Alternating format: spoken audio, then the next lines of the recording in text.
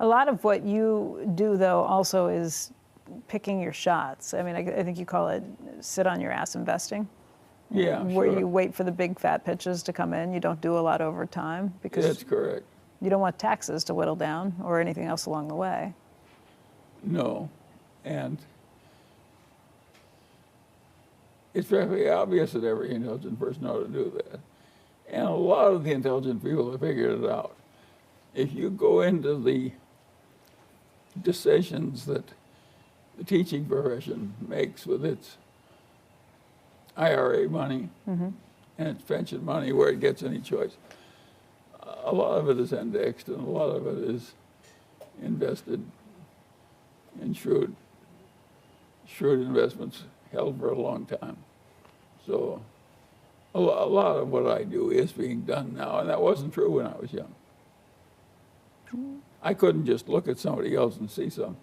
I saw some people who'd gotten rich by holding a few good things. So you think it's harder to make money now? Well, that's a very interesting question, and it's a very important question.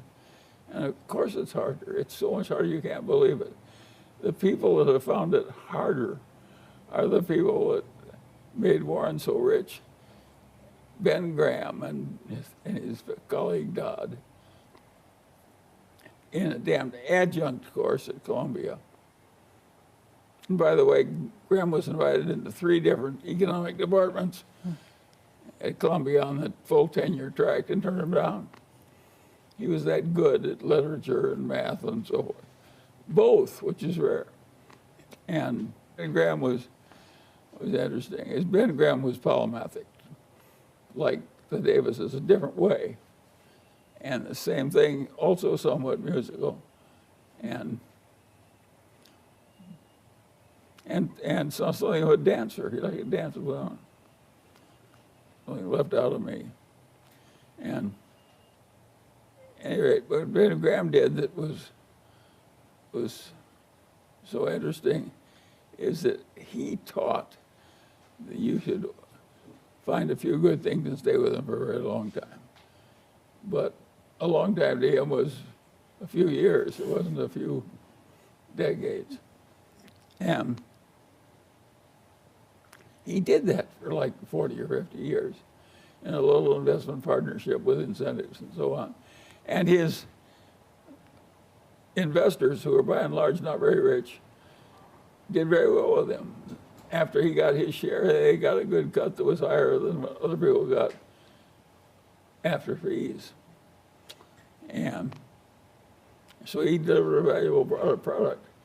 And he taught you got into things, it could be a lousy business, but if they were cheap enough, they're still all right if they had enough assets per share. Right. So you're getting at least twice as many assets as you were paying for. Yeah.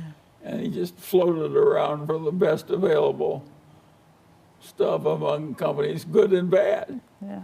That was his system. And he had worked for 50 years. His clients had good returns. Well, after he became so famous, partly with the help of Warren Buffett and Warren Buffett's success, everybody tried to do the same thing. And of course, as everybody crowded in, trying to be a little Ben Graham, it got more and more competitive. And that's what's happened now. And the low-hanging fruit that Ben Graham had a lot of because of the Great Depression has gone away. And if you just try and float from one undervalued bad business into another and pay all the costs and so forth, it just doesn't work well enough for the people that actually put up the money to be worth bothering with.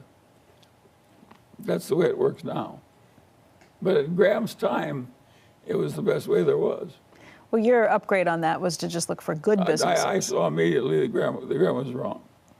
Right, and you look for... And the real money was in the really great companies, right, which carried you up and up and up and up and up. Is it... And whoever, but I did not really think that we'd ever have one that would,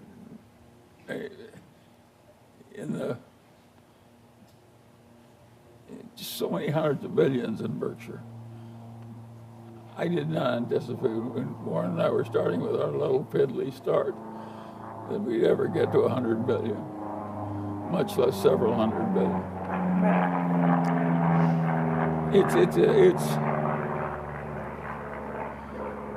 It was an amazing occurrence. What happened that you didn't anticipate? What led to that success? Well, that we you didn't- got a little less crazy than most people, and a little less stupid than most people, and that really helped us. Then in addition, we were given as much longer time to run than most people because something kept us alive into our 90s. And that gave us a long track from our little fiddling start all the way to the 90s. Those are the two things that really happened. And of course, we wised up over time. We got into better and better companies, and we understood more and more of the bad things that could happen to you and how easy they could creep in. And we avoided them even more assiduously when we were old than we did when we were young. And it all worked. I think back in 2015, for the 50th anniversary of Berkshire, you wrote in the shareholders letter that, among many other things, you had a $60 billion pile of cash at that point. You thought that that pile of cash would decline over time because you'd be able to buy more and more things. Now you've got almost $160 billion in cash. Is there an opportunity for a really big purchase with that? And do you think you'll see one? Well, of course, there's an opportunity for a purchase a lot bigger that people can make who don't have 160. We have $160 billion in cash, plus a great credit rating we deserve. And who in the hell has that? Not very many. Yes, but what it's going to be, I can't tell you.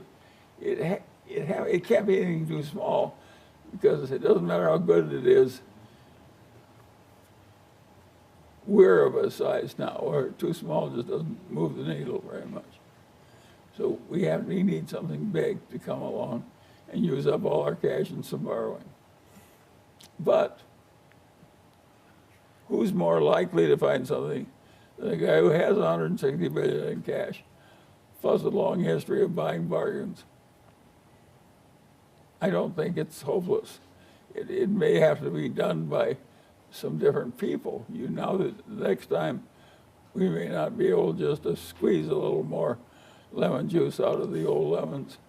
We may be able to, we may have to squeeze some new lemons, meaning new people may have to make the decisions.